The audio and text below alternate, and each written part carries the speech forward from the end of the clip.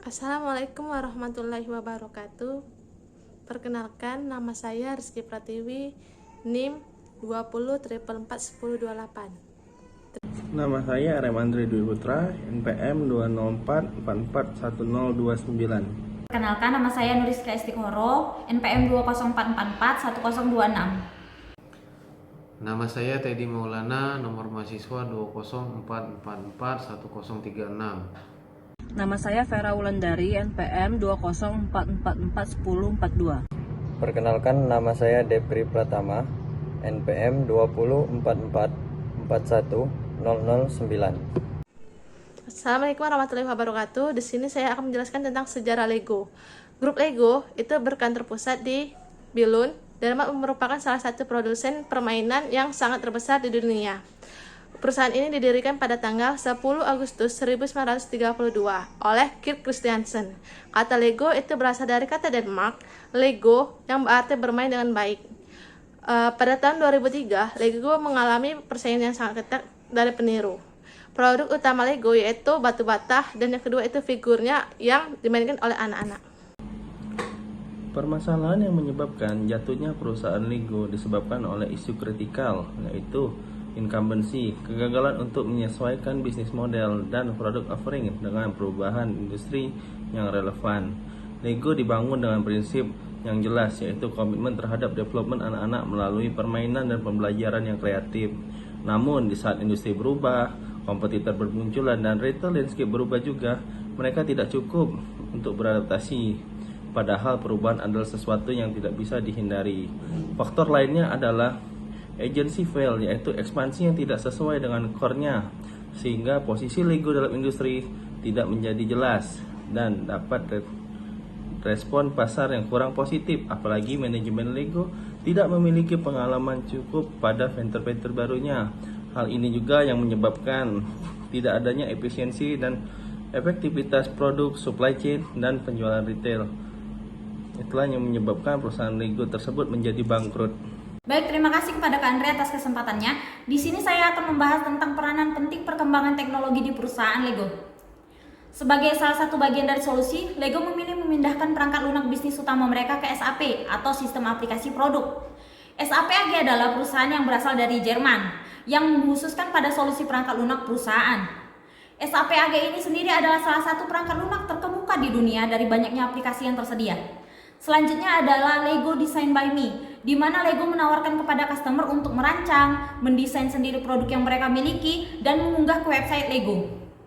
Lalu, produk hasil dari desain mereka akan diterbitkan oleh pihak Lego.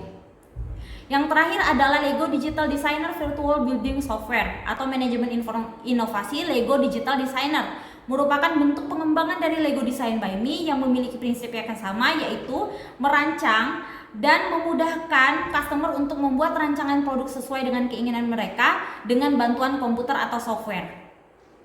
Apa yang menjadi inovasi perusahaan Lego? Lego kembali sesuai core-nya dan mengembangkan strategi transformasi yang dibagi menjadi 3 fase, yaitu yang pertama adalah fase manage forecast. Manage forecast dengan menjual non-core aset seperti Legoland dan memangkas jumlah komponen balok secara signifikan untuk membebaskan inventory dan kas. Yang kedua adalah fase manage for value. Manage for value dengan mengembalikan fokus kepada core bisnis dan mengembangkan sistem untuk mengukur profitabilitas produk. Dan yang ketiga adalah fase manage for growth. Manage for growth ini dengan melakukan market segmentation yang menghasilkan refuse brand duplo untuk pasar yang lebih mudah, brand Lego sebagai core brand, serta brand Lego Friends sebagai pembuka untuk masuk ke pasar remaja. Selain itu juga dilakukan implementasi in-depth customer research, di mana desain produk dikirim untuk tinggal di kediaman pelanggan selama berminggu-minggu untuk mendapatkan feedback atas desain yang telah dikirimkan. Peranan basis data dalam sistem 3 tingkat SAP yang diterapkan pada Lego Group. Paket bisnis SAP didasarkan pada arsitektur server klien 3 tingkat yang fleksibel yang dapat dengan mudah disesuaikan dengan arsitektur berorientasi layanan SOP baru yang tersedia dalam versi terbaru dari perangkat lunak. Di tingkat pertama, antarmuka klien, jenis antarmuka penggunaan grafis GUI yang berjalan di laptop, desktop, atau perangkat seluler mengirimkan permintaan pengguna ke server aplikasi-aplikasi. Server aplikasi tingkat kedua dalam sistem menerima dan memproses permintaan klien. Pada gilirannya, server aplikasi ini mengirimkan permintaan yang diproses ke sistem basis data tingkat ketiga yang terdiri dari satu atau lebih basis data relasional. Terima kasih atas kesempatannya. Baiklah, saya akan memaparkan studi kasus peran basis data dalam bisnis tingkat 3 tingkat SAP. Pada tingkatan pertama yaitu antarmuka klien. Jenis antarmuka pengguna grafis yang berjalan di laptop, desktop, atau perangkat seluler mengirimkan permintaan pengguna ke server aplikasi. Pada tingkatan kedua yaitu server aplikasi menerima dan memproses permintaan klien. Pada gilirannya, server aplikasi ini mengirimkan permintaan yang diproses ke sistem database. Yang ketiga, sistem database yang terdiri dari satu atau lebih database relasional.